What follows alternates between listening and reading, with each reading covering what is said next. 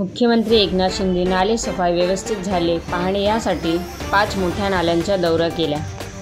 मोठ्या गाळ्या काढण्यासाठी 2054 वाहन लावल्या गेल्या। 7 कोटी लिटरची भूमिगत तळ्यात साठवल्या जाणाऱ्या मिठी नदी, केमिकल नाला या पहिल्या मोठ्या नद्या होत्या। एकनाथ शिंदे यांनी खासगी ठिकाणी जे नाले असतील तिथेही सफाई करायला सांगितले। जिथे पाणी साचेल तिथे अधिकाऱ्यांवर कारवाई केली जाईल। जलपर्णी लढण्यासाठी मशीनही लावल्या गेल्या आहेत।